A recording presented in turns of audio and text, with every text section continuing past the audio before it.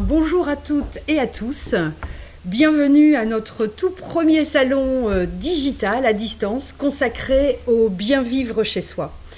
Alors avant de rentrer plus en avant dans le vif du sujet, quelques mots de présentation. Donc je suis Delphine Dopp de la direction de l'animation commerciale et je serai accompagnée sur cette présentation par mon collègue Luc. Bonjour Delphine, bonjour à toutes et à tous. Donc je suis Luc Boudemès de l'animation commerciale également. Alors, ravi de partager les 30 prochaines minutes ensemble pour, encore une fois, je me répète, ce tout premier format que nous allons partager et vivre là sur les prochaines minutes. Le thème que nous avons choisi de partager avec vous ce matin dans ce salon du bien vivre chez soi va être consacré à une thématique qui est fortement développée, relayée par l'ensemble des collaborateurs du Crédit Mutuel Nord-Europe. Et je veux bien sûr parler du thème de la santé.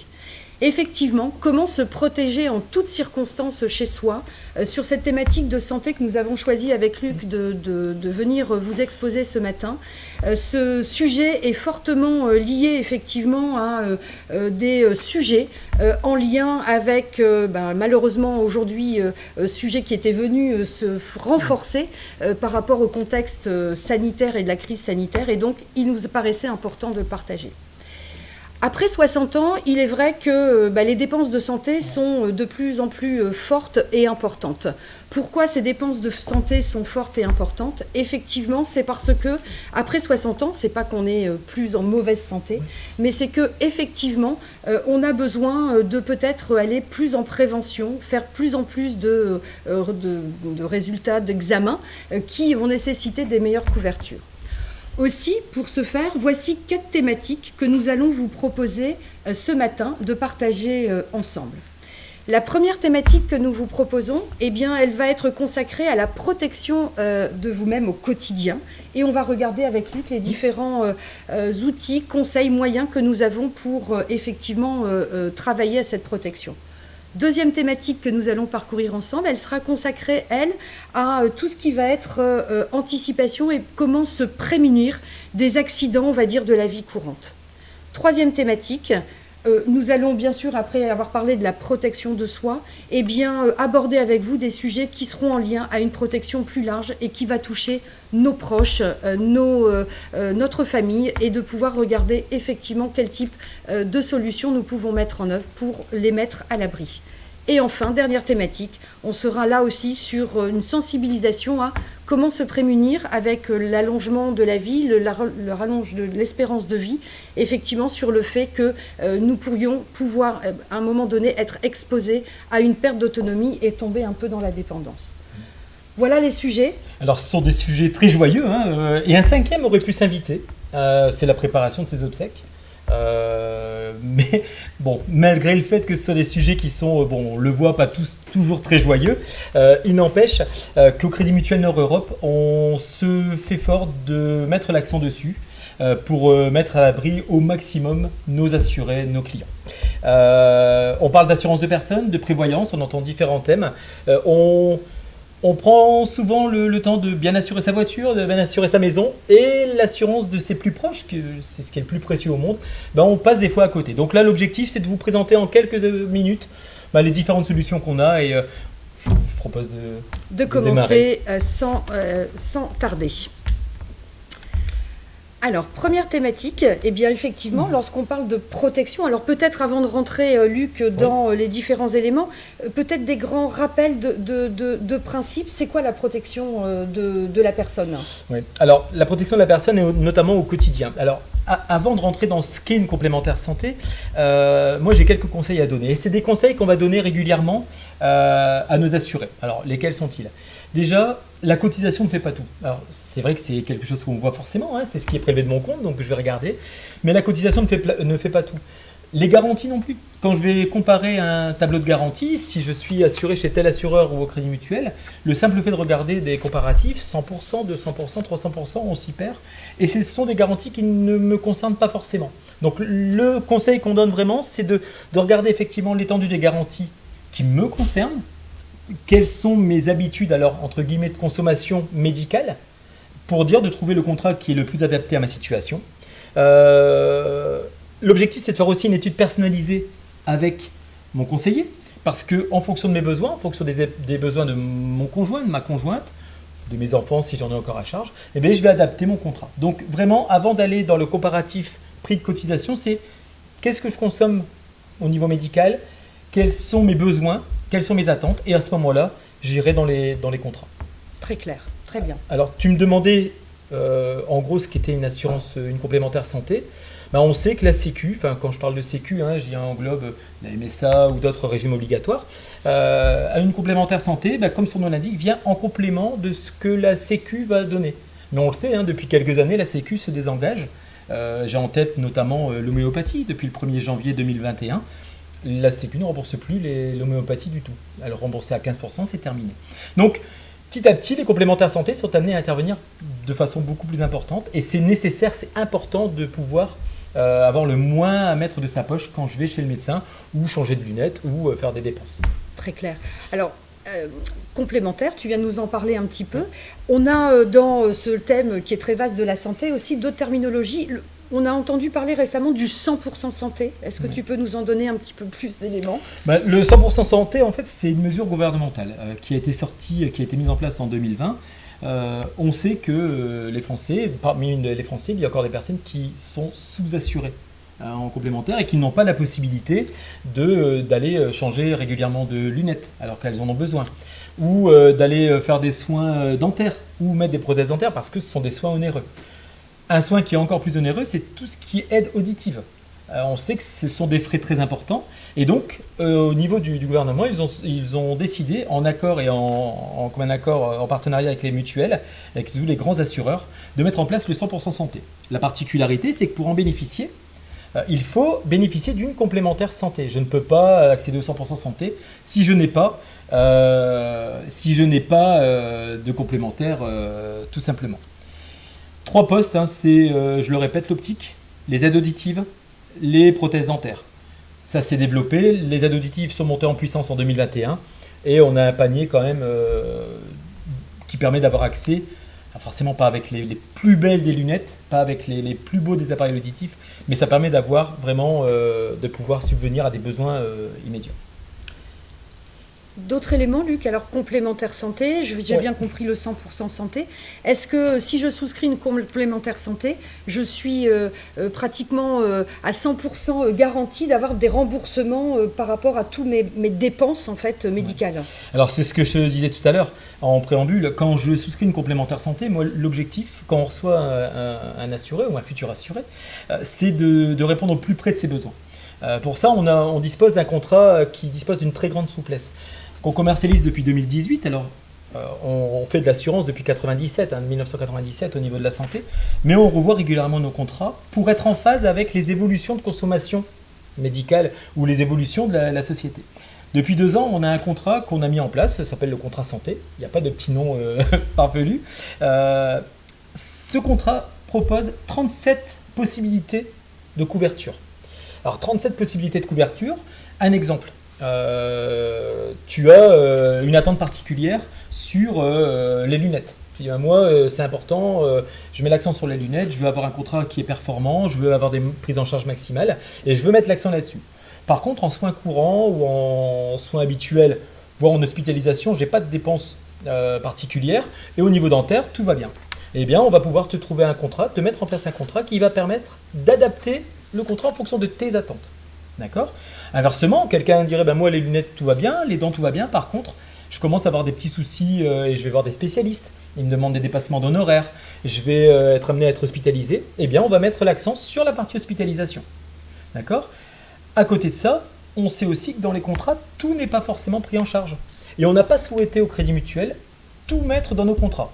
Je vais prendre un exemple particulier, c'est l'ostéopathe. Un ostéopathe, les remboursements d'ostéopathie commencent à apparaître dans les contrats de mutuelle. Mais tous ne vont pas chez l'ostéopathe. Tous ne vont pas chez le pédicure. Tous ne vont pas chez... Et pourquoi faire payer des dépenses alors que les personnes ne les utilisent pas? Donc on a dissocié, on a mis des contrats vraiment sur mesure, avec la possibilité d'aller améliorer le contrat au fil de l'eau. Très clair, d'accord. Alors, par rapport à ça, je vois bien la souplesse, la personnalisation et autres. Est-ce qu'il y a des petits plus sur ce contrat que tu peux nous évoquer? Oui, alors déjà, le contrat peut se suffire en lui-même et comme je le disais, on a des options. Rapidement, on a ce qu'on appelle prévention bien-être. Je parlais d'ostéopathie, je parlais de pédicure, je parlais de podologue. On a un contrat qui va venir s'adapter spécifiquement là-dessus. On a un contrat qu'on appelle HOSPI. HOSPI, c'est quoi? C'est simplement le fait de venir en complément de ce que notre contrat couvre au niveau hospitalisation.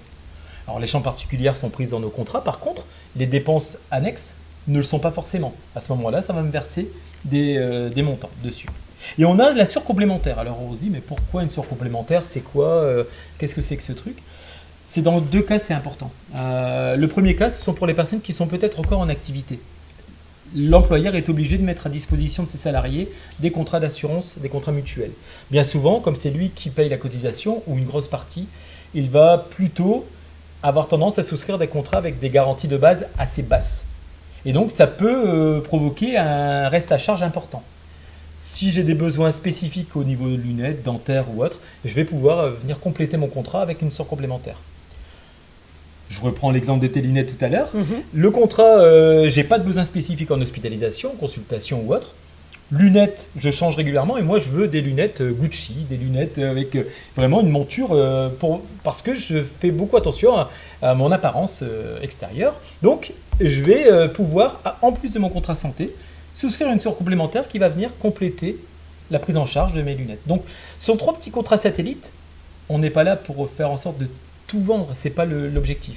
Mais en fonction de ce qu'on aura découvert, de l'étude personnalisée, on va vous dire faites plutôt un contrat avec des garanties de base assez basses. Par contre, mettez plus l'accent sur le prévention bien-être ou mettez plus l'accent sur la surcomplémentaire. Donc c'est vraiment des contrats qui viennent compléter éventuellement des prises en charge qui ne seraient pas dans les contrats. D'accord. Alors plus globalement, Ouais. est-ce qu'il y aurait d'autres petits plus que tu souhaiterais nous partager ce matin sur la complémentaire que le Crédit Mutuel offre à ses sociétaires? Alors moi alors je pourrais en parler encore longtemps, hein. J'aime beaucoup ce sujet, mais j'ai 3 chouchous. J'ai 3 vraiment petits favoris dans le contrat. Ce ne sont pas des garanties, ce sont simplement des services qu'on apporte à nos clients. Le premier d'entre eux, c'est une exclusivité assurance Crédit Mutuel. C'est la carte bancaire avance santé.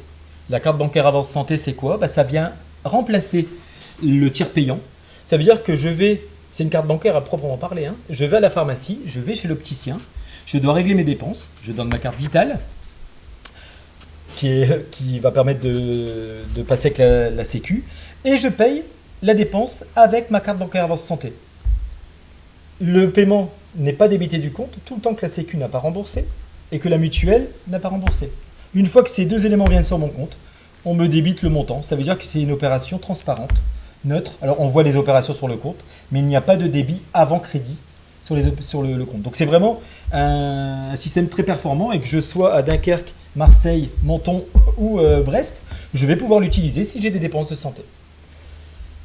Ensuite, et on a vu l'intérêt de cela au moment de la crise sanitaire qu'on traverse et qu'on vient de traverser, et on espère derrière nous, c'est la téléconsultation par médecin direct.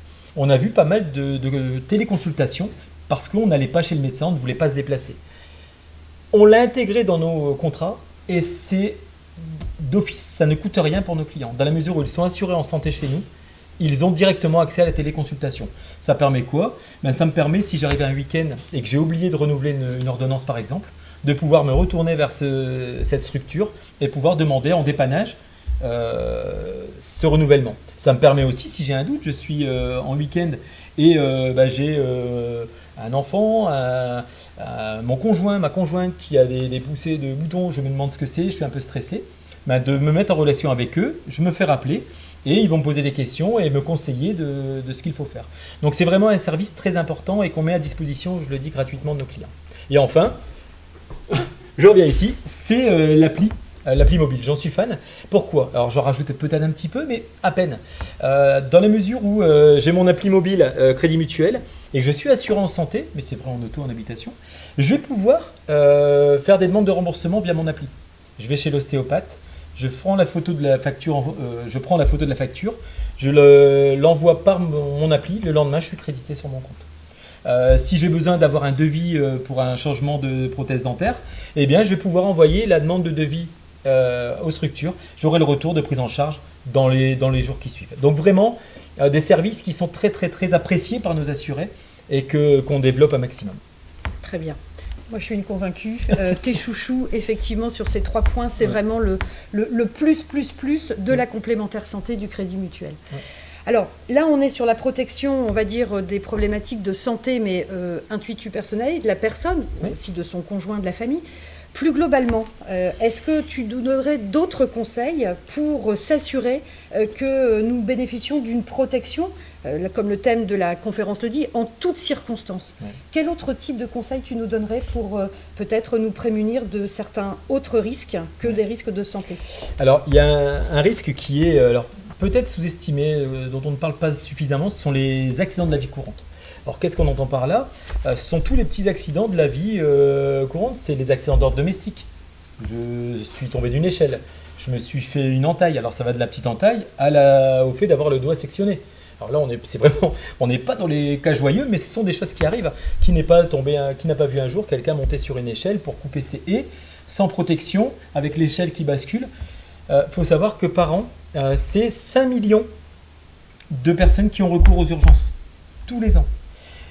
On parle des accidents de la route, des décès qui interviennent sur la route. Les accidents d'ordre domestique, les accidents de la vie courante représentent 5 fois plus. C'est 19 000 décès par an liés à des accidents de la vie courante. Alors, on a mis une petite frise de temps. Alors, on est plutôt sur des personnes qui sont actives, mais globalement, on peut retrouver à peu près les mêmes créneaux. Sur une semaine, on a 168 heures. J'ai pas fait beaucoup de maths, mais ça doit être ça. Une grosse partie se passe durant la nuit, pendant qu'on dort, donc là tout va bien. Dans la partie réveillée, où on est réveillé, il y a la partie trajet de voiture. En moyenne, c'est à peu près 7 heures par jour. Ben, pendant que je suis en voiture, je suis couvert par mon contrat auto. D'accord ? Quand je vais au travail, quand je vais me promener, et si je suis en retraite, je vais me promener, je passe du temps. S'il m'arrive quelque chose, ben, c'est mon contrat auto ou la responsabilité civile de celui qui m'a percuté qui va prendre en charge. Par contre, dès que je sors de la voiture et que je vais faire mes courses, ça n'est plus mon contrat auto qui couvre, ça n'est pas mon contrat de travail qui couvre, c'est plutôt ma vie privée et loisirs. Et auquel cas, je ne suis pas couvert. Alors, il y aura des prises en charge partielles de la Sécu, sur l'hospitalisation, sur des choses, mais si jamais je suis gravement atteint et que je dois adapter mon logement, par exemple, eh bien, ça ne sera pas couvert.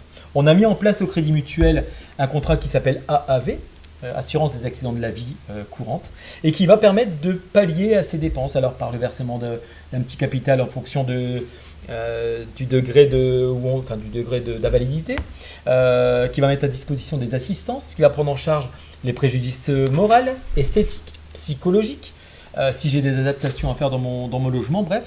Il y a toute une série d'éléments qui seront pris en charge, donc indemnisation financière, prise en charge des préjudices, important, à partir d'1% d'invalidité. Alors on a du mal à situer 1% d'invalidité reconnu par la Sécu.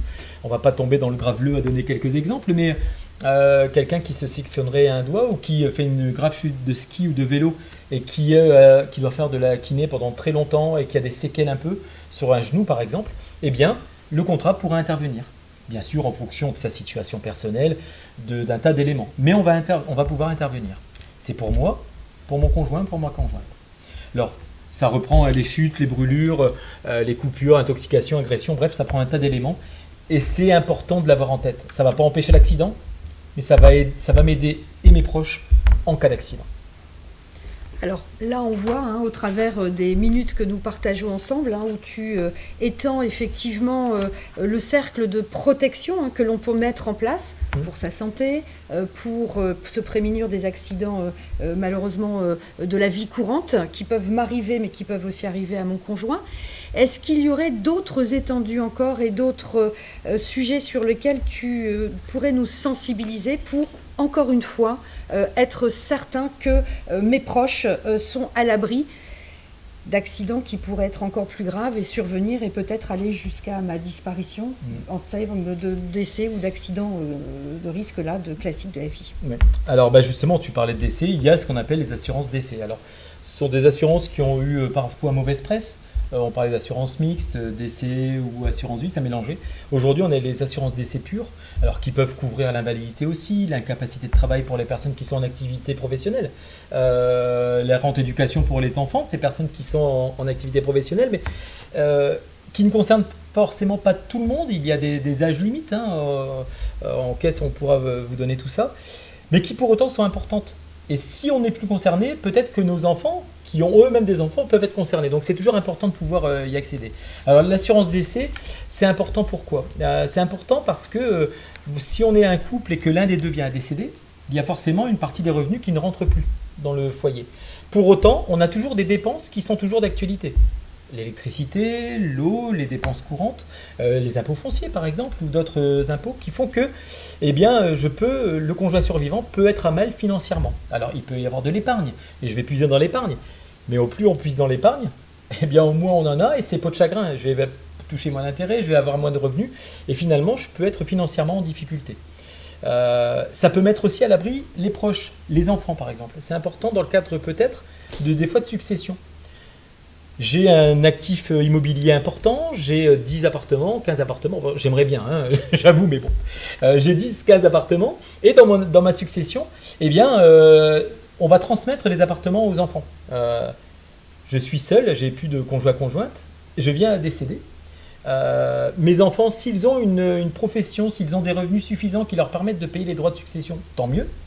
Si ce n'est pas le cas, je peux les mettre en difficulté. Et pour éviter de leur faire vendre ces biens, etc., parce que ce n'était pas mon objectif, moi c'était de leur transmettre, il est bon de pouvoir adosser ces choses-là avec un contrat d'assurance décès, avec un capital qui va permettre de couvrir les frais de succession et qui va mettre à l'abri mes proches. Donc l'assurance décès, c'est vraiment quelque chose d'important.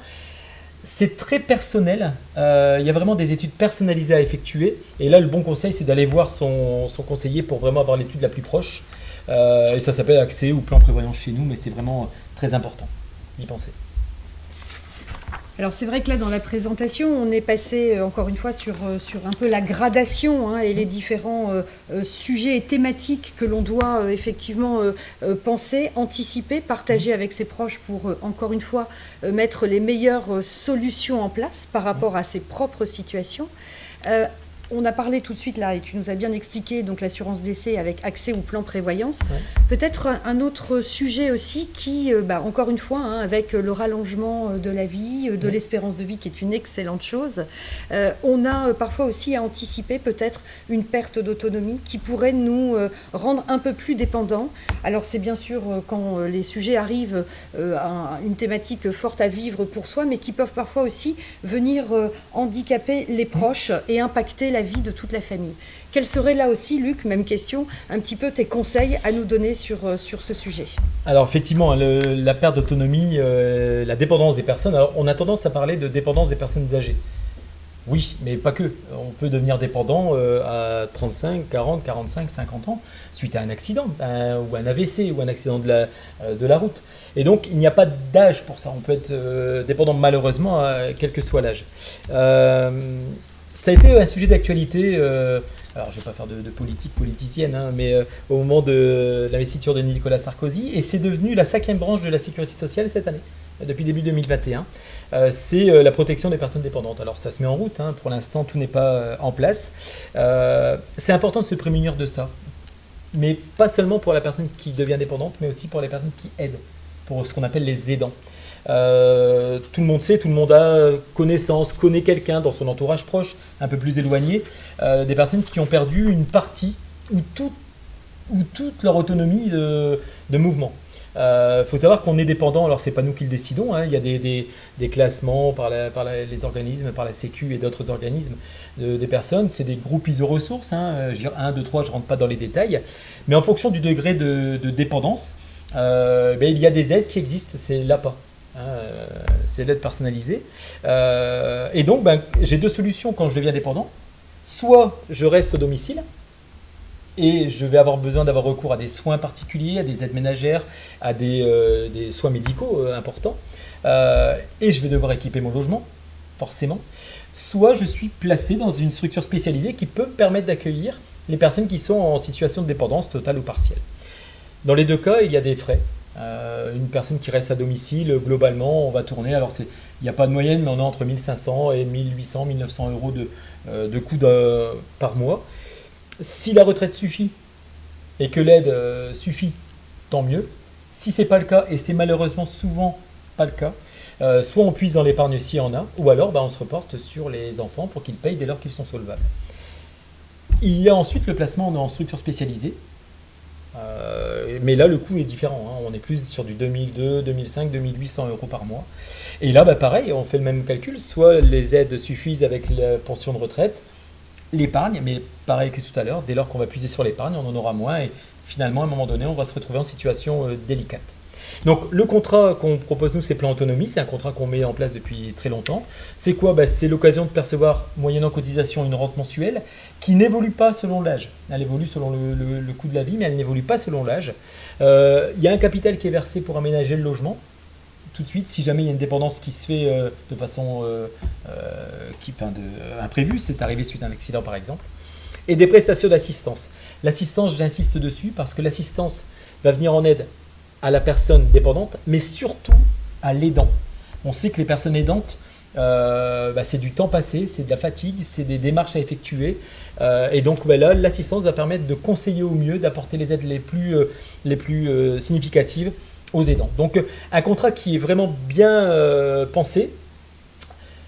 3 choses, hein, la rente mensuelle, le capital pour aménager le logement et l'assistance. Donc un conseil là encore, là aussi en fonction de l'âge, en fonction de vos situations, en fonction des revenus et en fonction d'une aide possible, il y a des études personnalisées à faire et vos conseillers sont tout à fait à même de le faire, donc il ne faut surtout pas hésiter à aller voir. Très bien, Luc. Alors là, on arrive presque au terme là, de la présentation et avant de passer aux questions que vous nous avez posées au travers de l'exposé, vous voyez bien que là, à chaque situation, en fait, il y a sa solution. Et que globalement, et c'est vrai que là, la difficulté de ce matin avec Luc, est que nous vous présentons des thématiques très importantes, mais très larges, et qui nécessitent de toute façon, en fonction de sa situation personnelle, encore une fois, des objectifs recherchés dans la qualité de sa protection de sa personne, mais aussi de son conjoint et plus globalement de ses proches, nécessite d'aller plus en avant, exposer effectivement sa situation en entretien un peu plus poussé. Néanmoins, on espère là qu'au travers de cette thématique avec l'offre santé, avec la complémentaire santé, les surcomplémentaires santé, avec la thématique de la protection avec les accidents de la vie courante et nos offres liées à ce qu'on appelle le AAV, ce que Luc nous a proposé et présenté aussi sur accès prévoyance et puis enfin sur les solutions effectivement de accès dépendance et prévention perte d'autonomie, vous avoir sensibilisé effectivement sur ces sujets.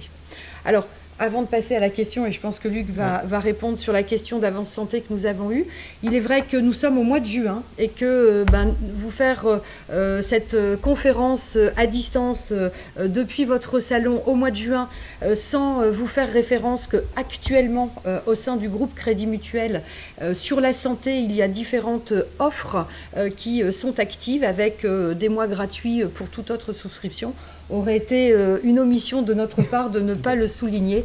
Je ferme la parenthèse, mais néanmoins, c'est des choses que vous pouvez très vite échanger avec votre conseiller de votre caisse locale pour en connaître un peu plus les dimensions. Alors, Luc, j'ai vu que nous avions reçu effectivement, et par rapport à la thématique que tu nous as donnée sur la complémentaire santé et puis tes chouchous de notre contrat Crédit Mutuel et notamment là sur l'utilisation de la carte santé, nous avons eu la question suivante, est-ce que cette carte avance santé, elle est payante ? Eh bien non seulement c'est mon chouchou, parce que ça fonctionne très bien et c'est reconnu partout. On voit même sur des sacs en pharmacie la pub carte avance santé. Eh bien non, la carte avance santé est gratuite, elle est comprise dans le contrat. Donc quand on souscrit le contrat, on met systématiquement la carte avance santé. D'ailleurs que les personnes aient une activité bancaire au Crédit Mutuel ou pas. On peut aller prélever sur le contrat de la banque dans laquelle la personne se situe. Donc la carte est comprise dans le contrat. Très bien, très clair.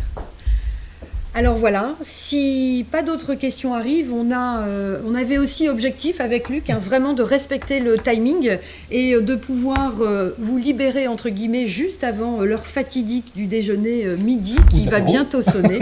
De l'apéro. Donc voilà, on espère réellement que pour cette première rencontre depuis votre salon, nous vous avons exposé le mieux possible sur cette encore une fois thématique très importante de protection de la personne et de ses proches. Vous avoir effectivement là guidé sur les différents conseils. Et puis nous vous rappelons que vous pouvez retrouver l'ensemble de ces informations aussi à distance avec depuis notre application telle que Luc le rappelait tout à l'heure ou sur notre site cmne.fr et puis bien sûr à votre disposition l'ensemble des collègues de nos agences. À très bientôt. Au revoir, et merci de Delphine. votre participation. Prenez soin de vous. Au revoir.